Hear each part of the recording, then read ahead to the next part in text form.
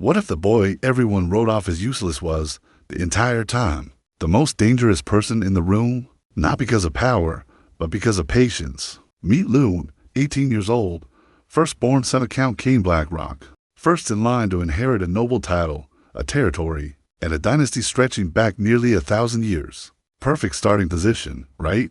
Now watch it fall apart in real time. It starts on an ordinary afternoon at the family training field. Luen is standing at the edge of the sandpit, watching his 8-year-old brother Alan perform what can only be described as a wizard variety show. The kid stretches out one chubby little hand, and the sand just obeys him. Grains lift off the ground, twist through the air, stack themselves into a perfect miniature castle complete with battlements and a tiny red flag, made entirely of compressed sand. The kid is 8 years old. The servants lose their minds. Amazing young master, truly the blood of Blackrock. And then every eyeball in the courtyard swivels toward Luen. Alan looks up with those enormous sparkly eyes.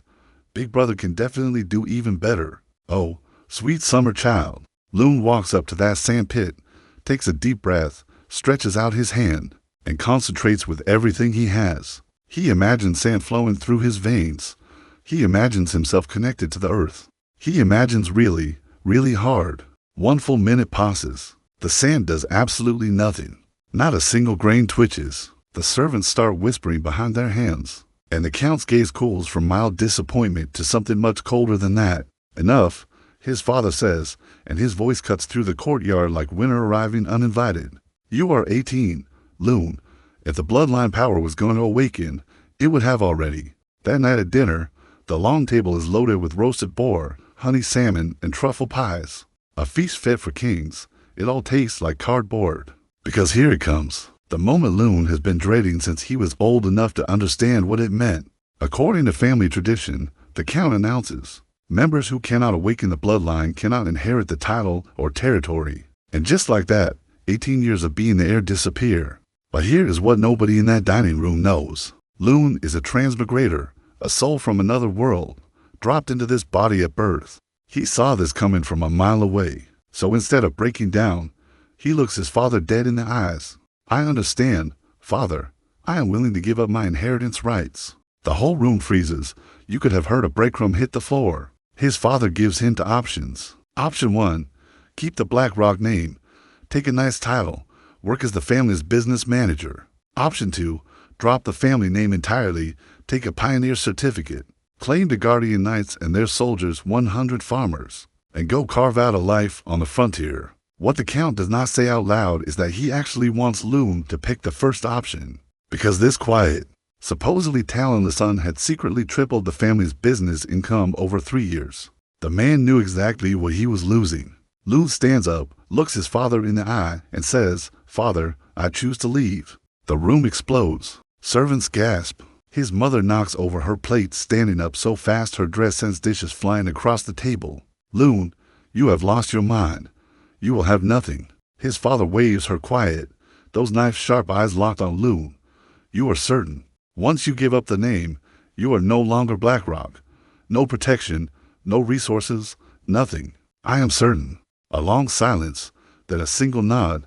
Then I respect your choice. His mother breaks down and pulls him into a hug, tears soaking his shoulder. He pats her back and whispers, Do not worry.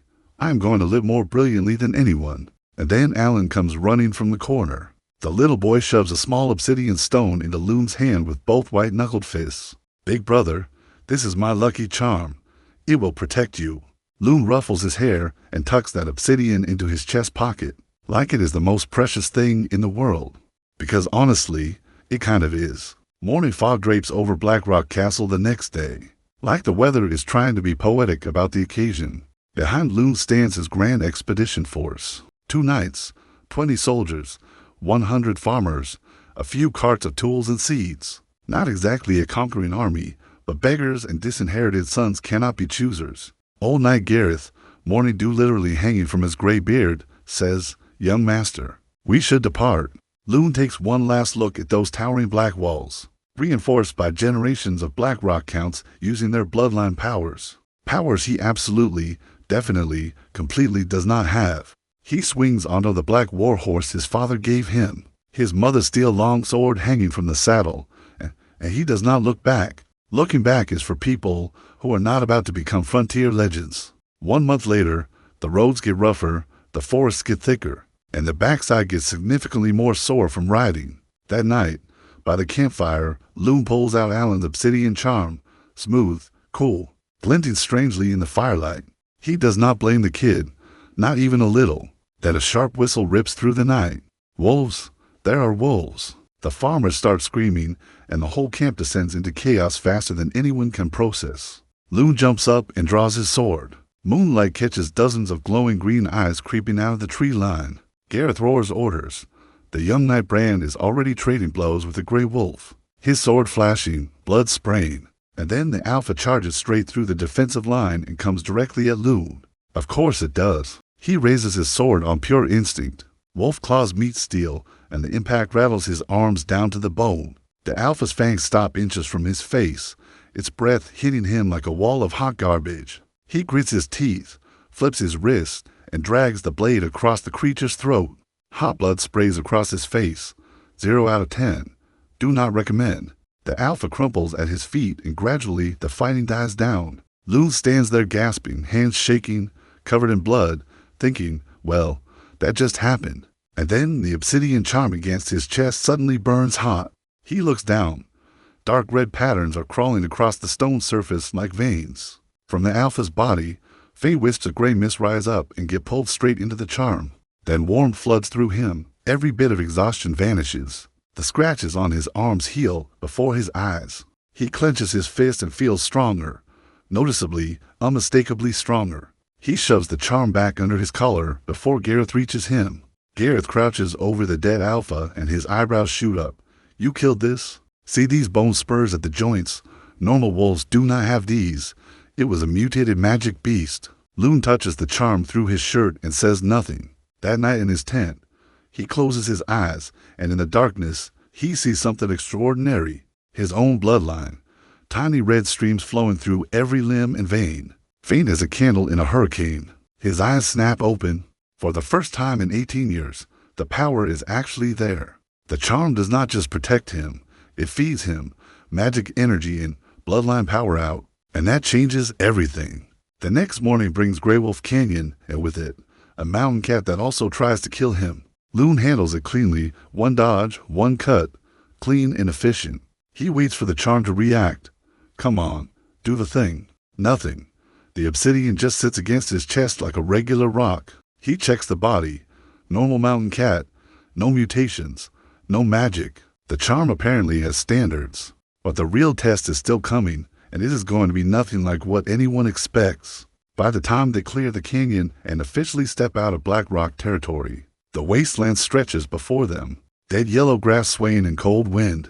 Twisted dead trees standing like they gave up on life, but were too stubborn to fall over. Relatable, honestly. They have been riding for barely 2 weeks into the northern wilds, when Brand's hunting falcon drops onto his shoulder and his face goes white. A magic beast, a crimson flame lion, heading straight for us. Gareth's voice shifts from calm veteran to razor sharp in half a second. Everyone defensive formation, now. On the horizon, a red shape barrels toward them at terrifying speed. Luen had read about crimson flame lions in his father's library. Adult specimens stand nearly 2 meters at the shoulder.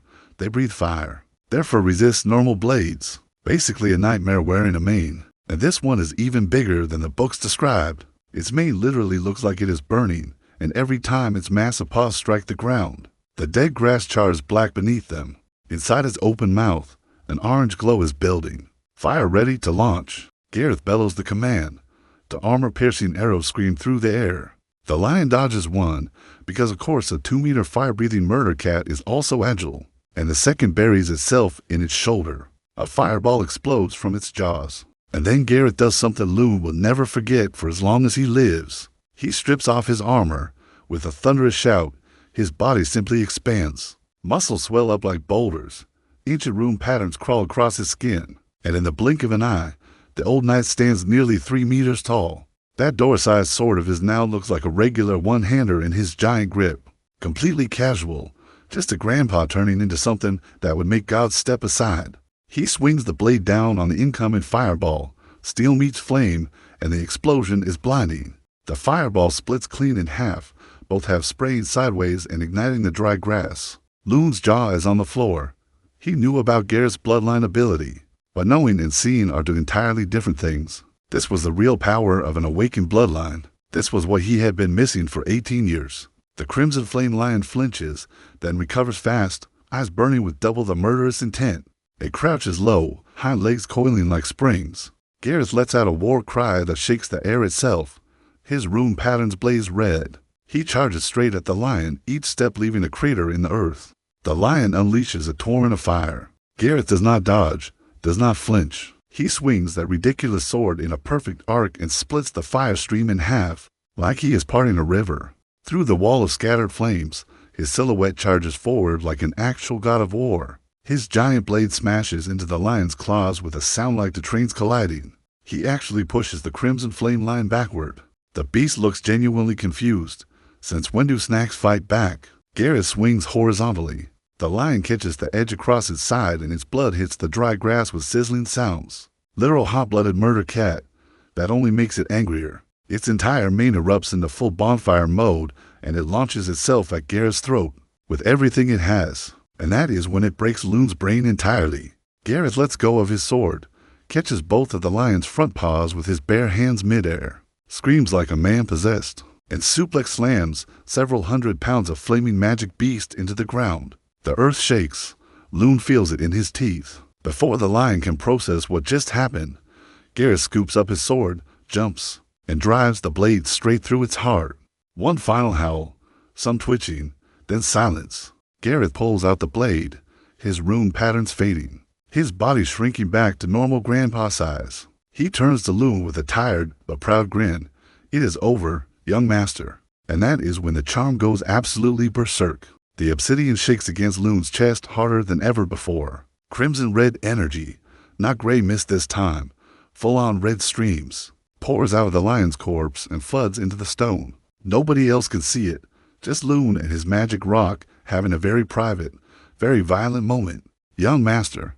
Garrett steps toward him and gets bounced back by an invisible force field. Because apparently Luen is floating now. His body rises off the ground. His spine arches. Every muscle seizes. Raw burning energy crashes through him like a tidal wave. The lion's magic power is being converted by the charm into pure life force, pumped directly into his bloodline like premium fuel into an engine. That has not started in 18 years. His bones make horrible cracking sounds. His muscles visibly restructure themselves. Rune patterns similar to Garrett's, but far more complex begin crawling across his skin, like living tattoos. This is impossible. Garrett drops to one knee, staring. His body is breaking its limits. This is a bloodline awakening. Then things get even stranger. Brand's sword rips itself out of its sheath and flies toward Luen. Then every piece of metal in the camp launches into the air at once. Iron pots, daggers, horseshoes, all of it spinning around Luen's floating body like he is a metal-themed planet. A tornado of kitchen gear and weapons orbiting a hovering 18-year-old. In the middle of the wasteland, Garrett's giant sword shakes so hard in his hands that the handle burns hot. Everyone in camp stands frozen, dead silent, staring. Luen opens his eyes. Everything looks different, sharper, brighter. His pupils have turned solid gold. The silver light fades. He drifts back down. The moment his toes touch earth, every piece of metal within 10 meters drops to the ground with a collective crash. He looks at his hands. The rune patterns slowly sink beneath his skin. But the power is still there, roaring through him like a river. He can feel every single metal object around him, the swords, the pots, the horseshoes, the buckles on people's belts. They are all connected to him now, like extra limbs he just discovered. Metal control, he whispers, flexing his fingers. Garrett is the first to recover. He drops to one knee, fist pressed to chest, voice trembling. Young master, you have awakened. Brand and every guard follow, kneeling with genuine awe in their eyes. On a whim, Luen reaches out with his mind. The sword on the ground hums and flies into his hand like a loyal dog answering its master. So this is bloodline power. He runs his finger along the blade's edge. The sharp metal actually pulls away from his skin on its own, his own sword being polite to him. Brand winces slightly. It is a shame it is not rock control. If it were, you could still go back and compete for the Count's title. And he is right.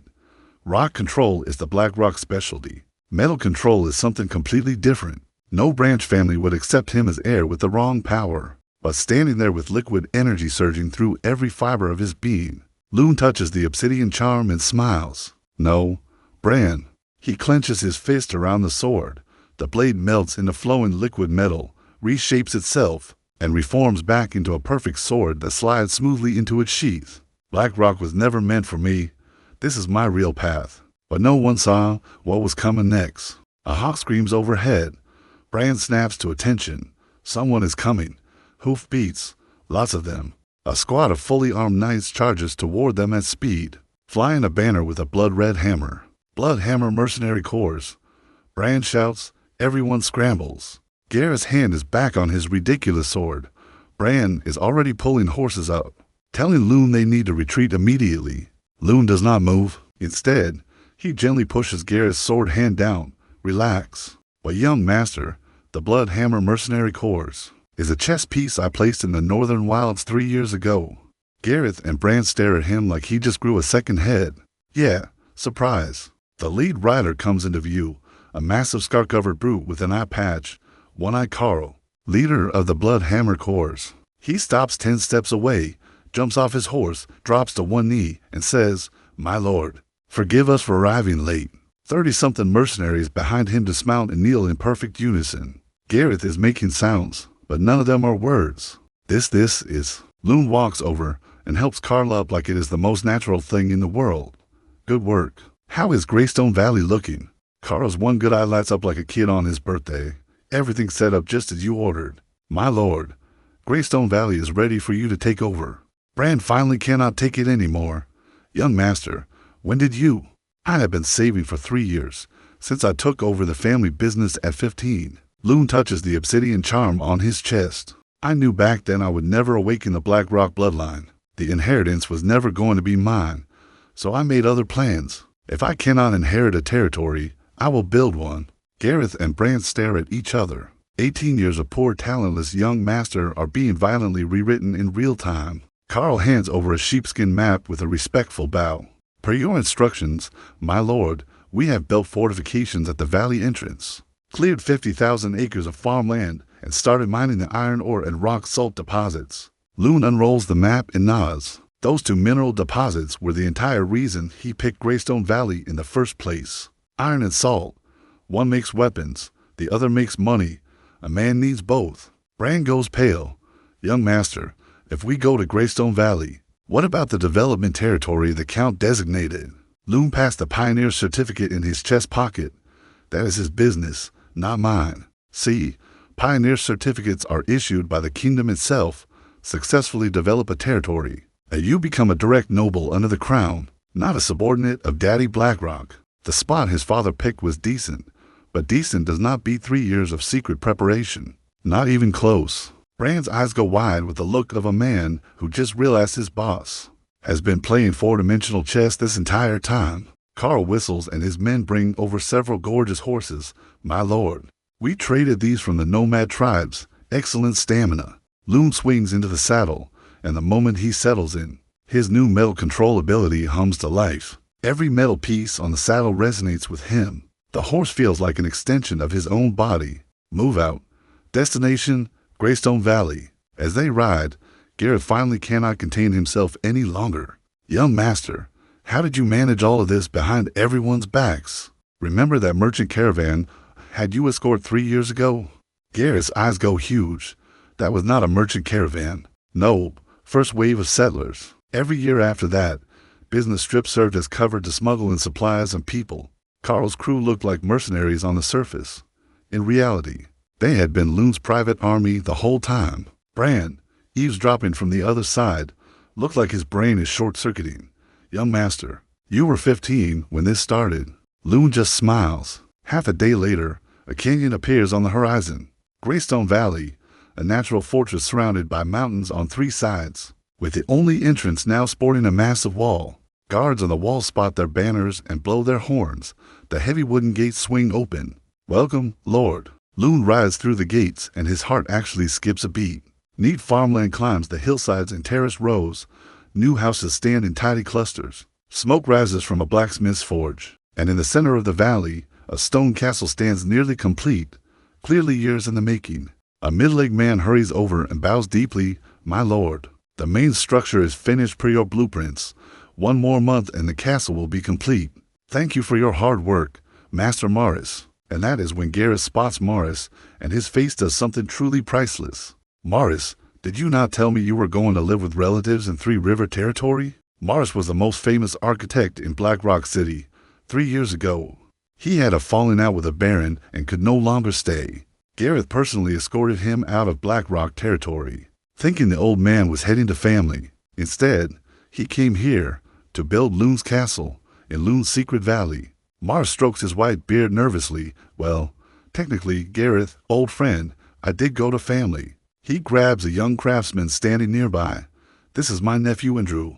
Family. Technically correct. The best kind of correct." Gareth stares at the sheepish young man, then back at Morris, then back at the young man, and appears to temporarily lose the ability to speak. Bran leans over and whispers, "Brother, I think our young master has been playing us like fiddles for a very long time." Inside the administrative hall, Morris rolls out a detailed blueprint. Greystone Valley is divided into 3 zones: military, residential, and workshop. The residential and workshop areas are mostly done. Iron and salt mining are underway. Luen studies the plans carefully. "Good. Speed up the fortifications. The bandits and nomad tribes in the eastern wastes will not sit quietly while we grow." Carl thumps his chest. "My boys train every day.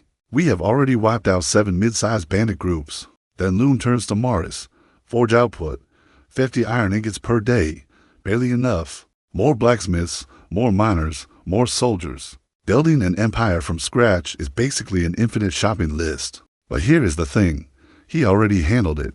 He pulls out a letter like a magician producing a rabbit. "The Blacksmith Guild in Iron Hill territory is sending 3 master craftsmen." Gareth's eyes nearly fall out.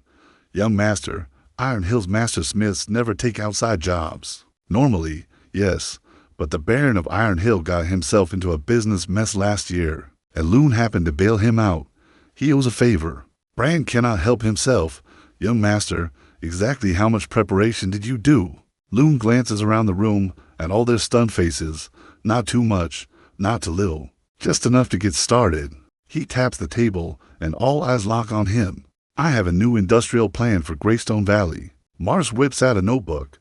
Carl perks up like a dog, hearing a treat bag. "First industry, forging, but not ordinary ironwork." Luen flips his hand, and the iron candlestick on the table begins to twist and reshape itself. Right there in front of everyone, it morphs into a gleaming dagger, refined steel, the kind that costs a fortune. The room goes dead silent. Gareth sucks in a breath so hard he almost inhales his own mustache. "Young master, your ability can synthesize refined steel." Bran's brain immediately goes to math. A regular dagger costs 5 silver coins. A steel dagger fetches at least 5 gold. The profit margin alone. My ability can refine steel, but the output is limited. Luen morphs the dagger back into a candlestick. "I cannot sit here making daggers one by one. That is not how you build an empire." He pauses, letting the suspense build, enjoying himself entirely. "The reason I chose steel as our core industry is because I have the complete steelmaking process." He pulls a rolled sheepskin from his coat and spreads it across the table. Everyone leans in. A full detailed blueprint for industrial steel production, even without his metal control ability. This process can produce steel consistently. Bran's eyes go wider than dinner plates. "Young master, this technology is worth hundreds of thousands of gold coins at least." "Far more than that," Gareth says gravely. "This is strategic level technology. It can sustain a family for 100 years. Carl is practically vibrating with excitement. "My lord, we could monopolize the entire northern weapons market." "No," Luen says, "we do not sell steel." Carl's face falls like a stone. "Rarity creates value, and right now, we are not strong enough to handle the attention. Flood the market with cheap steel, and every lord, duke, and king on the continent comes knocking. Some with gold, most with armies. We are not ready for that spotlight." "Then why bother making steel at all?" Carl asks, still confused. Luen lets himself smile, the kind of smile that makes people nervous. "Steel is not for selling. It is for making us strong enough that nobody can touch us." He drops his voice. Has any of you heard of a weapon the Panda Empire developed? Something called a cannon. The tent goes so quiet that the campfire crackling outside sounds like thunder. Luen pulls out another set of carefully drawn blueprints. On the parchment, a long cylindrical metal device with detailed measurements covering every inch. It is a ranged weapon that uses gunpowder explosions to fire metal projectiles. Effective range over 1,000 paces, powerful enough to punch through castle walls. Bran nearly chokes. That is more devastating than the fire awakeners from the southern blaze bird family, Luen adds. And it does not require an awakening. Give me enough quality steel and the right formula, and any soldier can fire one. Morris takes the blueprint with trembling hands. My lord, this design is extraordinary, which is exactly why steel production comes first. Carl slams the table so hard the candles jump. With weapons like these, we will crush every nomad tribe in the eastern wastes. It goes beyond that, Luen says, lowering his voice further. The Panda Empire is already secretly building cannon units. Within 10 years, warfare across the entire continent will change forever. Garrett's expression turns dead serious. You want us to get ahead of the curve. Exactly. This is our survival card out here. Bran's brain catches up to a key detail. Young master, the gunpowder formula. 3 years ago, I saved a scholar from the capital. He gave me a fireworks recipe as a thank you gift. The room collectively realizes their young master has been setting up dominoes since he was 15. Every coincidence, every business trip, every favor, all connected, all planned. Morris is already scribbling furiously. The east and west towers could be converted to cannon platforms. Luen cuts him off, jabbing his finger at a specific point on the map. Here first. Everyone looks. He is pointing at the valley's only entrance. Mount the cannons on the cliffs flanking both sides of the pass. Anyone who wants to invade Greystone Valley gets to experience artillery before they even see our walls. The fence comes first. The castle can wait, but these fortifications need to be done as fast as humanly possible. Because out here in the wilds, the only thing standing between a promising new territory and a smoking crater is how fast you can build walls and point guns at the entrance. Meanwhile, the salt side of the business needs equal attention. Greystone Valley sits on deposits of bitter salt, crude salt, and snow salt, 3 grades, 3 very different prices. Bitter salt is basically poison. Even desperate nomads will not touch it without a truly extreme situation. Crude salt is edible, but rough. Snow salt is the luxury stuff, the kind only high nobles sprinkle on truffle-crusted venison. Garrett's eyes light up like someone plugged him into a power source. Snow salt sells for 200 times the price of crude salt in the kingdom. Forget snow salt, Luen says, shaking his head. Same problem as refined steel. Too much profit attracts too much attention. We sell crude salt, and our target customers are the prairie nomad tribes. Carl's one good eye sparkles immediately. Use salt to trade for their furs and horses. Exactly. The nomads are desperate for salt. By controlling the supply, we influence the entire balance of power across the wasteland. But will the nomads even trade with us? Garrett frowns. They hate settled people. Luen raises an eyebrow and looks at Carl. That is where our new friend comes in. Carl flashes a grin full of big yellow teeth. The old chieftain of the Black Wolf tribe owes me his life. And there it is, the walking diplomatic passport to every tribe on the plains. Speaking of which, it is time. Carl, Luen says, I told you once that if you help me build Greystone Valley, I would make you a guardian knight. I think the time has come. He stands and unsheathes an ornate steel sword from his belt. The tent goes silent. Every person holds their breath. Carl freezes in place, lips trembling. There are actual tears in his one good eye. Neil, the scarred, battle-hardened mercenary who survived half a lifetime in the wastelands, drops to one knee. With shaking hands, Luen rests the blade on his right shoulder. By my authority as Lord of Greystone, I name you Guardian Knight. I move the sword to his left shoulder. From this day forward, your blade defends me, and your honor is my own. Carl's voice cracks with emotion. Thank you, my lord. I will not let you down. The hall erupts in cheers and applause.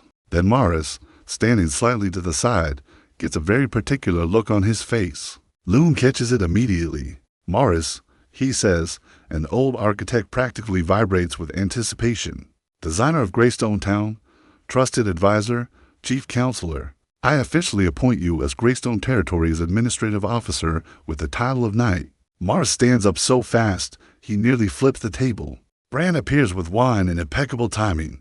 Congratulations, Sir Morris. Then Luen turns to his two original guardian knights. Uncle Gareth, Sir Bran, I have not passed the kingdom's development evaluation yet, so I am not officially a baron. But once I receive royal recognition, you will both become landed knights under my command. Guardian knights are technically knights, sure, but without land. They are not really considered nobility. A landed knight with even a small estate, that crosses into the aristocracy. That is the difference between being invited to the party and being allowed to sit at the table. Thank you, young master. They say it at the same time, and the fire in their eyes could light the whole valley. Carl raises his mug, a toast to the future baron and his knights. Everyone drinks, everyone cheers, and Luen watches them celebrate with something warm settling in his chest. These people believed in him before he had a bloodline, before he had a title, before he had anything but plans and promises. All right, back to business. 2 weeks later, Greystone Valley is humming. Hammers ring in the workshops. Soldiers drill on the training grounds. Farmers have been assigned homes and fields. The whole territory runs like a well-oiled machine. And then the first real test arrives. A scout drops to one knee at the base of the stairs. My lord. Patrol spotted smoke signals to the southeast. The Black Wolf tribe has arrived early. The chieftain's own son is leading the group personally, a sign of respect. Luen does not wait until morning. They came early. That means either they are in trouble, or they are so desperate to trade they could not wait one more day. Either way, that is worth showing up personally. 10 elite horsemen assemble at the castle gate. Luen swings onto his horse, his black cloak catching the wind like a pair of wings.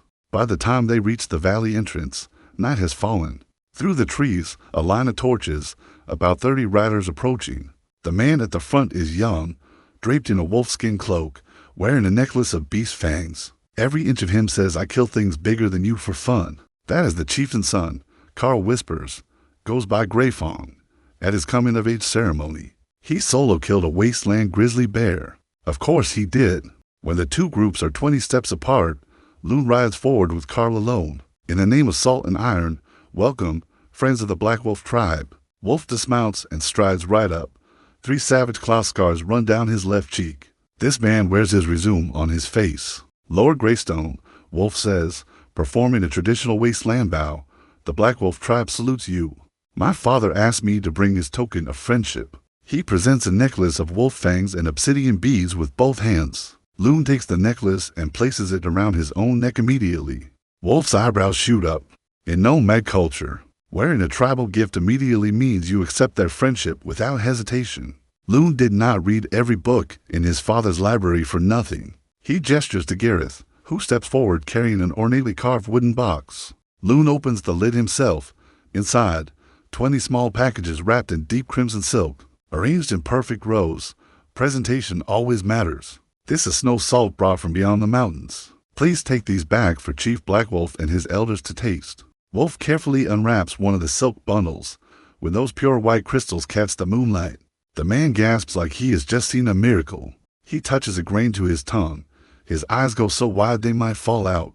No bitterness, not a single impurity, if all your salt is like this. The Black Wolf tribe will be Greystone Valley's most loyal ally. Carl jumps in with perfect timing.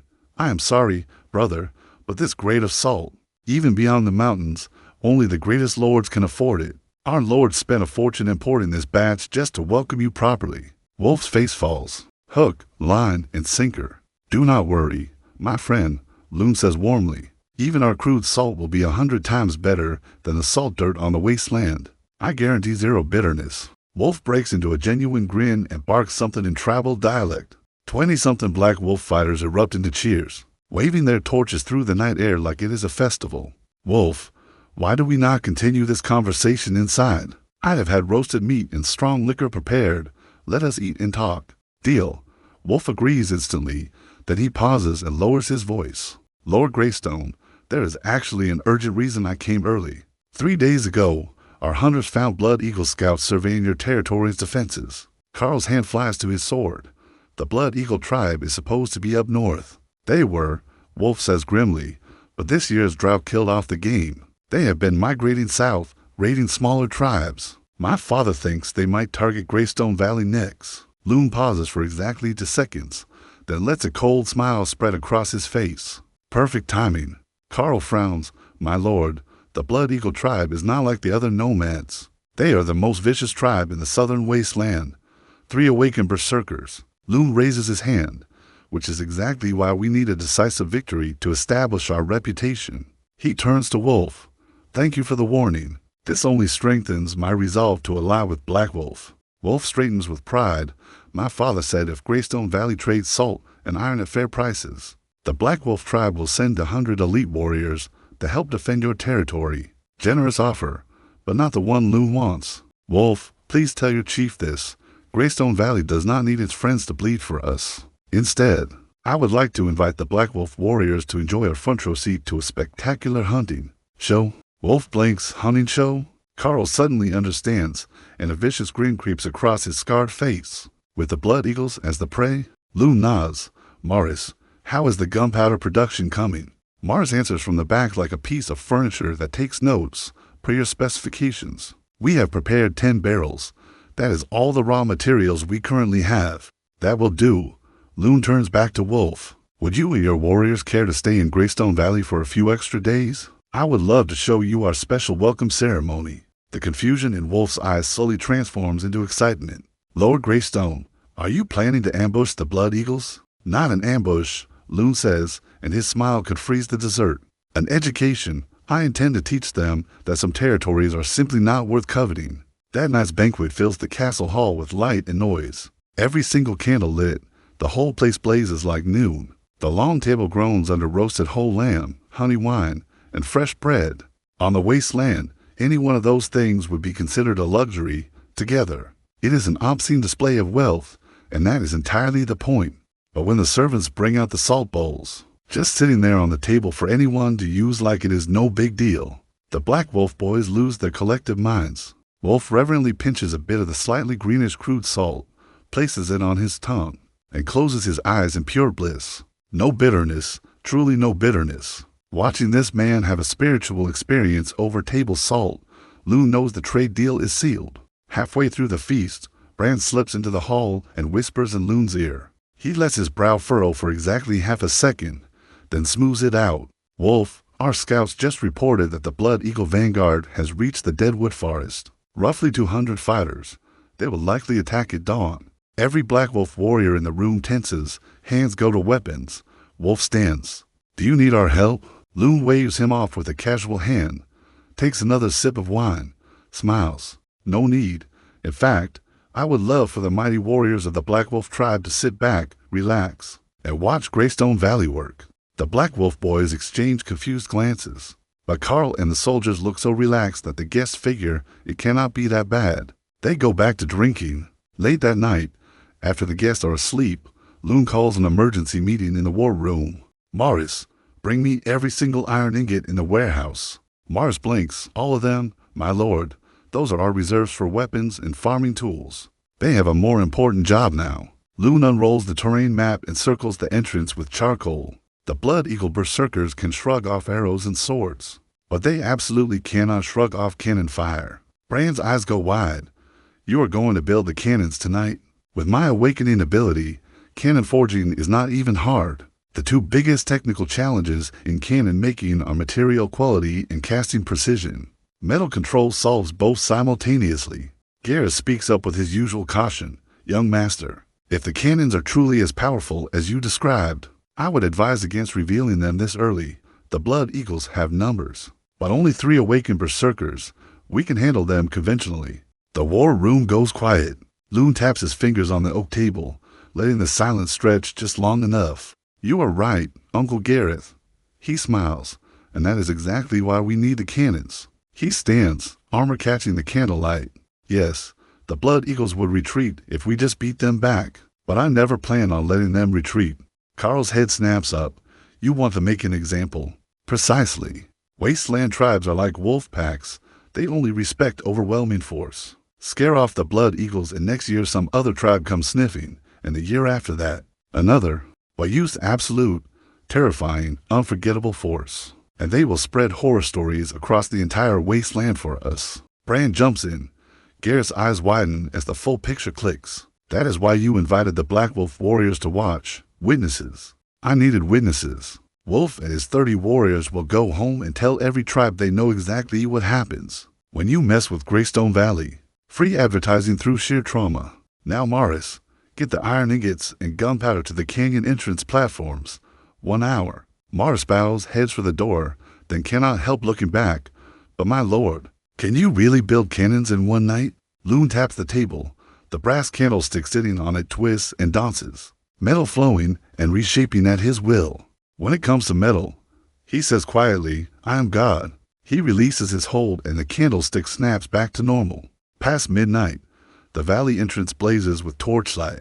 Luen stands in the center of a makeshift workshop, surrounded by piles of iron ingots and copper blocks. Let us begin. He takes a deep breath, raises both hands, and reaches out with everything he has. Every single piece of metal in the area lifts off the ground simultaneously.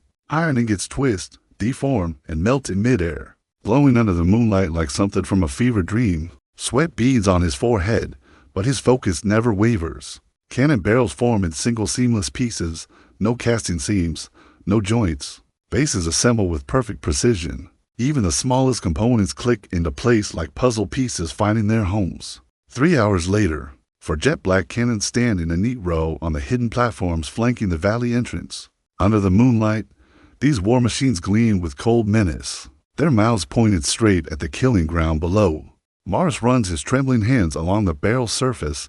It is completely seamless. It is like it grew from a single piece of metal. Luen wipes the sweat from his face.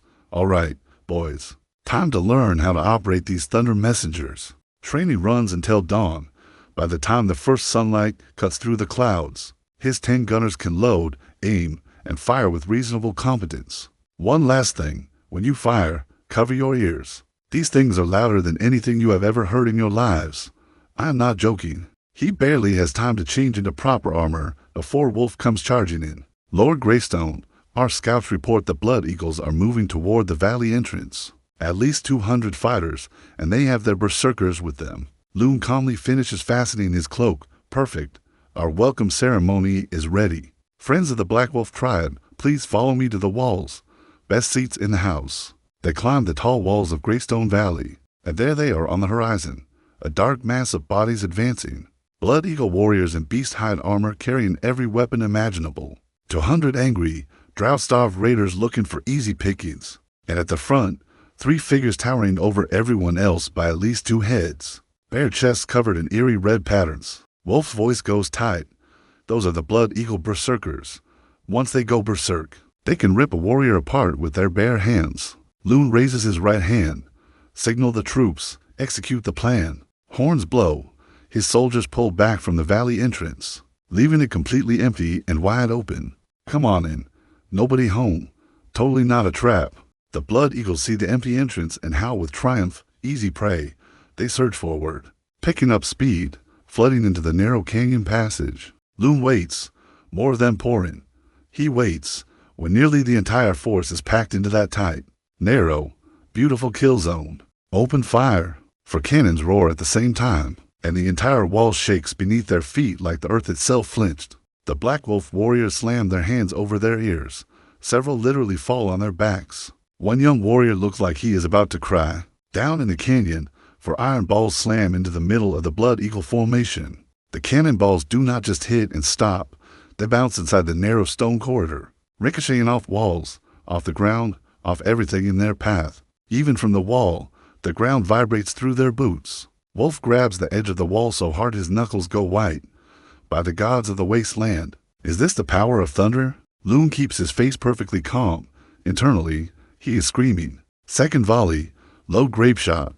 Before the Blood Eagles can even process what just happened, round 2 arrives. Instead of solid balls, the cannon spits out hundreds of small iron pellets in a fan-shaped spray, turning the entire canyon passage into a giant shotgun blast.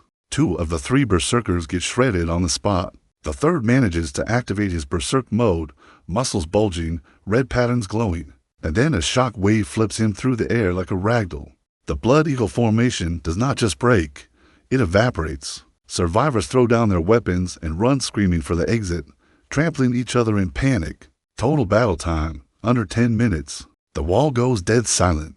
The The Black Wolf warriors are pale as ghosts. Several of the younger ones are dry, heaving over the side. Wolf looks like someone just explained to him that everything he knew about warfare was wrong, which, to be fair, Luen had just done.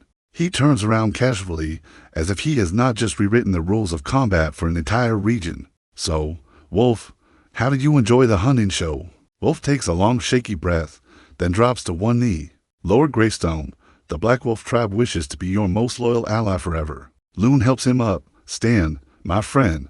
This is just the beginning of our friendship. He looks out toward the still smoking canyon. Now let us go collect our prisoners. The smoke clears slowly. His soldiers march out in neat formation to clean up the battlefield. Young master, we captured the Blood Eagle Berserker. Bran's voice rings out. The last surviving Berserker, blood-soaked, Berserk state fading, is dragged forward. His muscles still swollen, red patterns still flickering. But his eyes tell the whole story. No more fight left, only fear. Bran kicks the back of his knee. The Berserker crashes down in front of Luen. Wolf and the Black Wolf warriors hold their breath. A Blood Eagle Berserker, the most terrifying thing in the eastern wasteland, kneeling like a beaten dog at the feet of a pioneer lord nobody had heard of 3 months ago. I will give you one choice, Luen says quietly, kneel to me or die.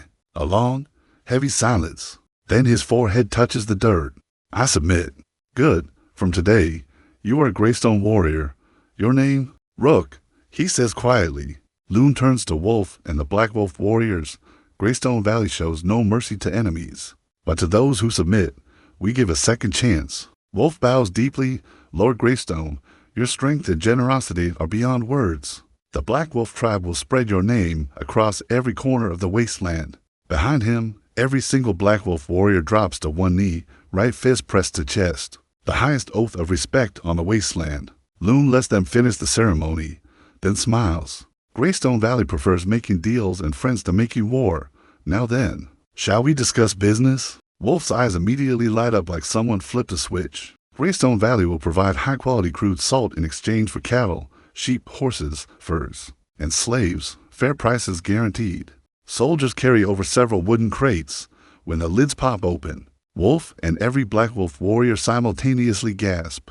The boxes are packed full of pale blue-green salt blocks, sparkling in the sunlight. And there is more.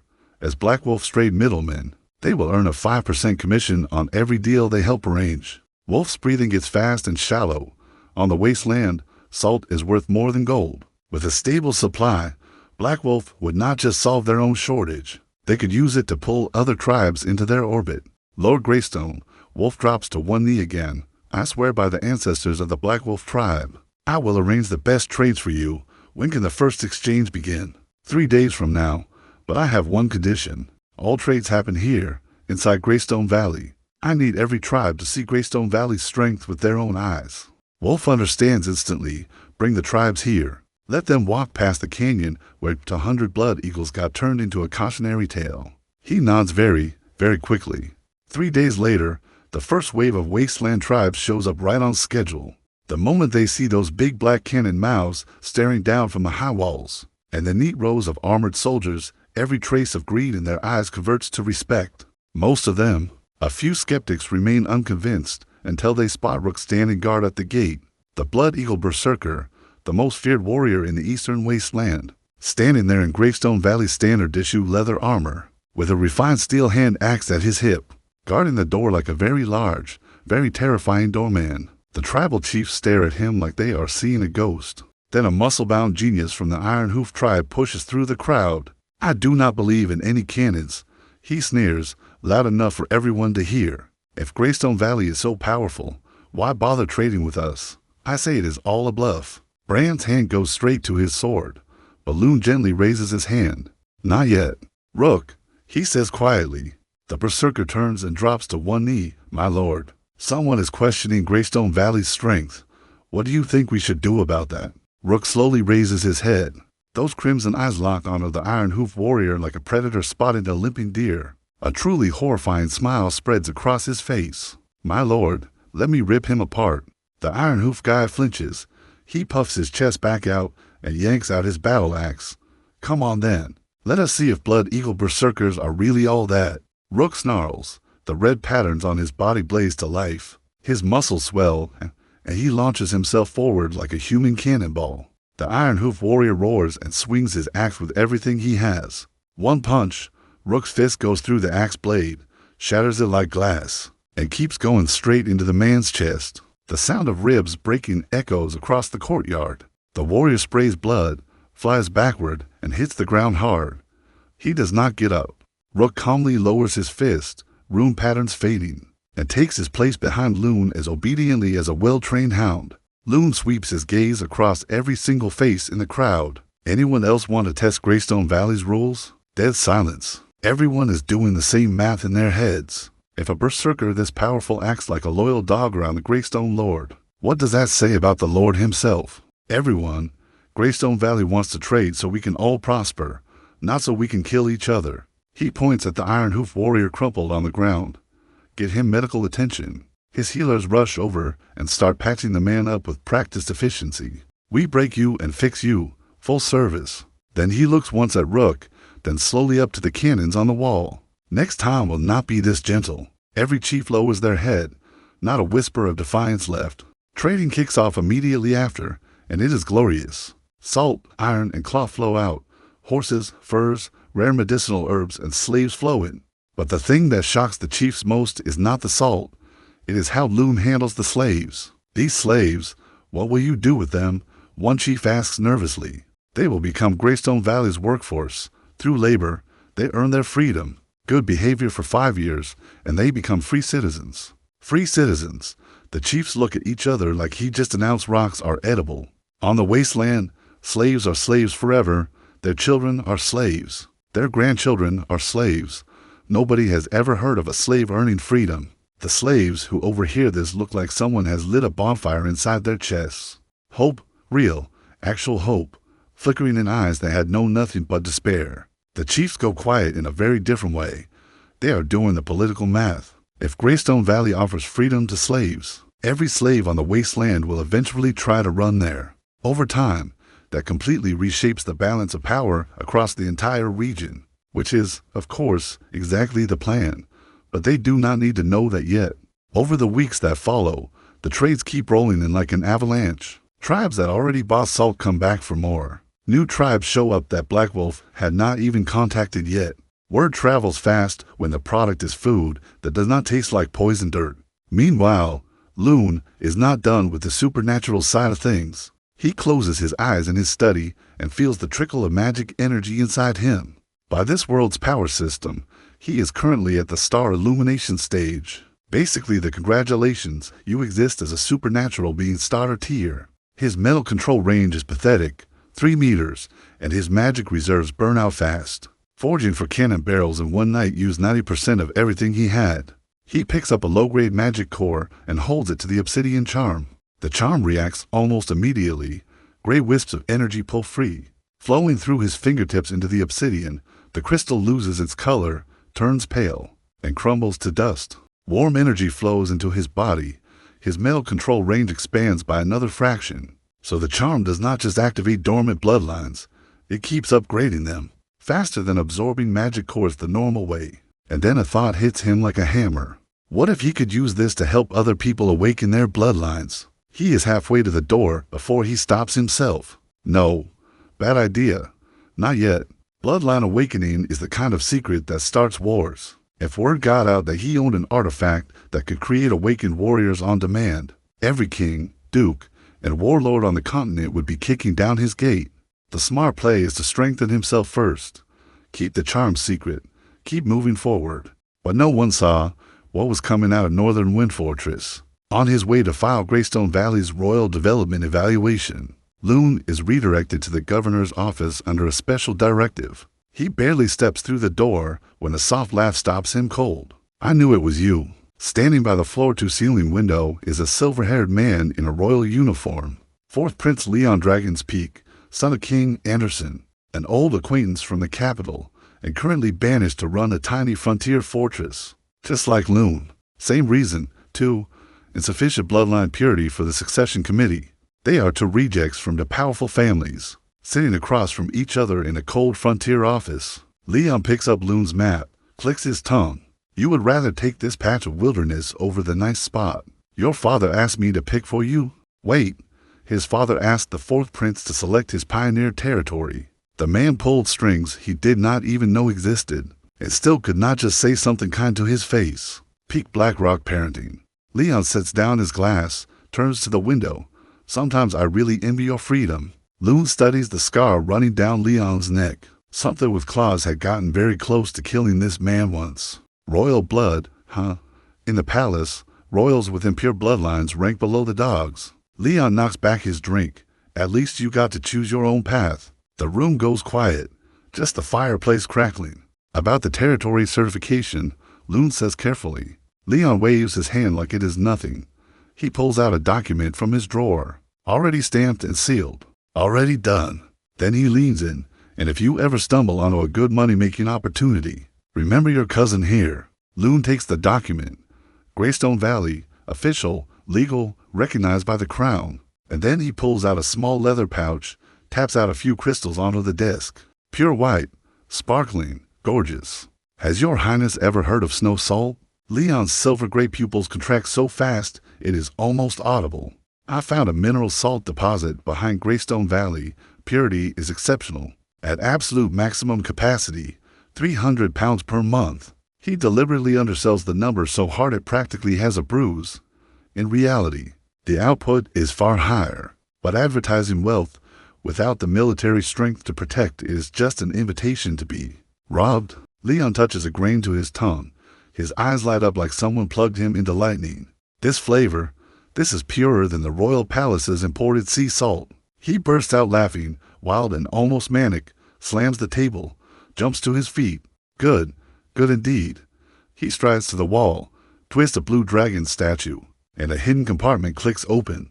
From inside, he pulls out a silver badge and tosses it over. Every trade route in the north will be open to you. Profits, 70-30 split, my favor. Luen catches the badge, ice cold to the touch. He turns it over. On the back, the Ice Wolf crest of the Northern Grand Duke's family. This is not just a badge. This is a pass stamped by one of the most powerful families on the continent. Your Highness, Luen says, placing the badge back on the table without breaking eye contact. 30% is too little for me. I want 50. Leon's eyes narrow. His silver hair seems to float without wind. A subtle display of royal bloodline pressure. 40. You produce. I handle transport, sales, and a royal business license. They stare each other down. The fireplace stretches their shadows tall across the wall. To silhouettes locked in a standoff. Luen picks up the badge. Deal. Pleasure doing business, Your Highness. Leon refills both glasses and hands one over.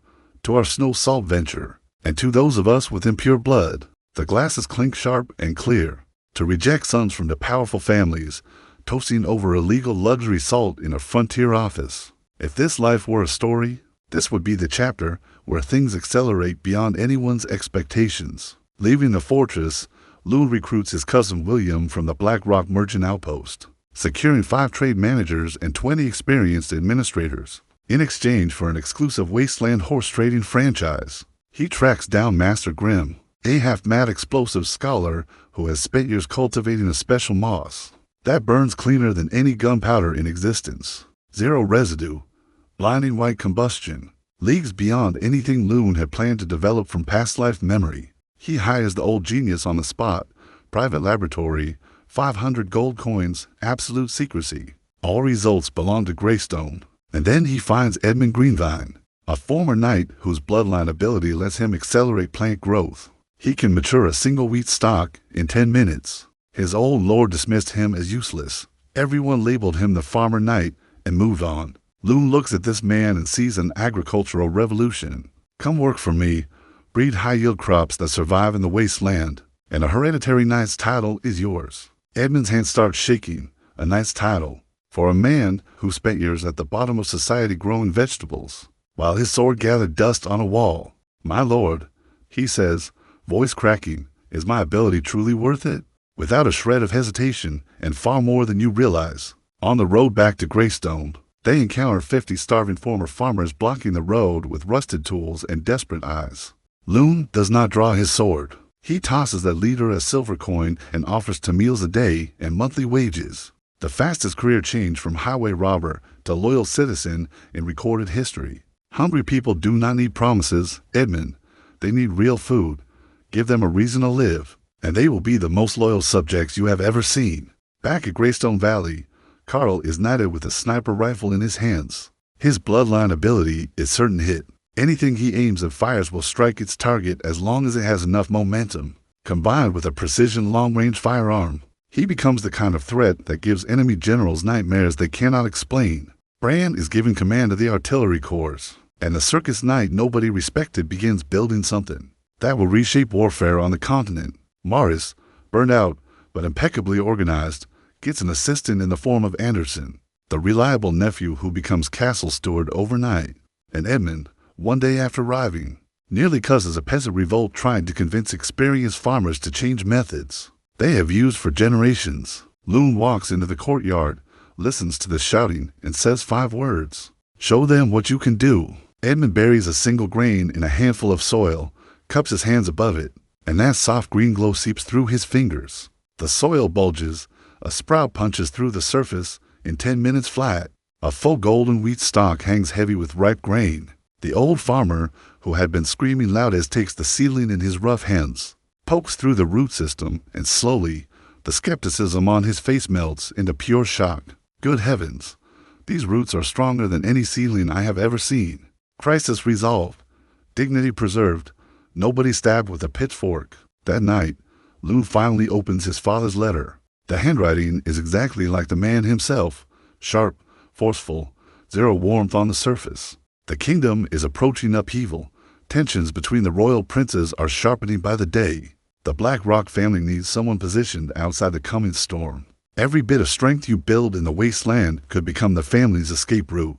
And then a postscript. Your mother secretly stuffed 3 sets of refined steel armor into the first shipment, hidden in the pelt bundles. Signed, your stubborn father. Luen holds the letter to the lamp flame and watches the words burn to ash one sentence at a time. No evidence, no paper trail, just information living in his head where it belongs. He lies in the darkness, eyes open, listening to the fortress torches burning stubborn against the night.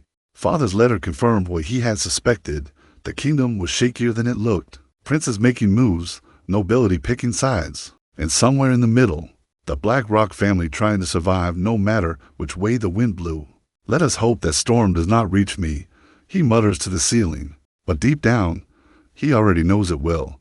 Storms do not care about hope. They only care about whether you built your walls high enough.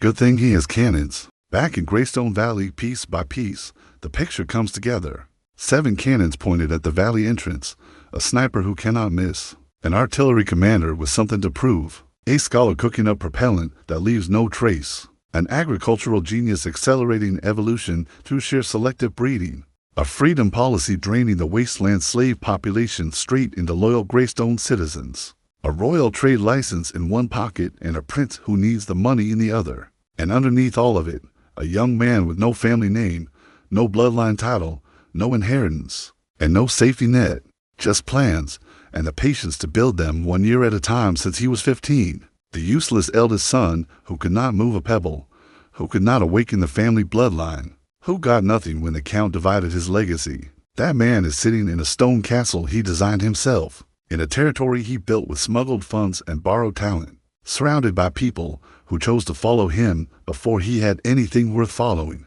Because here is the truth that everyone who wrote him off missed entirely. Luen never needed the Black Rock bloodline. He just needed time. Time to study, time to plan, time to place every domino in exactly the right position. And when the moment finally came, when the obsidian charm stirred to life and the crimson flame lion's power flooded through his veins, he was already ready. Not because he got lucky, because he made sure that when his moment arrived, he had already built the foundation to hold it. Alan gave him a lucky charm. His father gave him nothing but a head start he did not realize he was getting. The wasteland gave him enemies that became examples, allies that became armies, and outcasts that became the sharpest weapons in his arsenal. Greystone Valley is still young, still growing, still one political storm away from being tested harder than anything it has faced so far. The cannon platforms are loaded, the salt trade is running, the royal seal is signed, the scholars are working. Every wall is being built as fast as human hands can build it. And the boy who could not move a single grain of sand is now the man who controls the entire storm.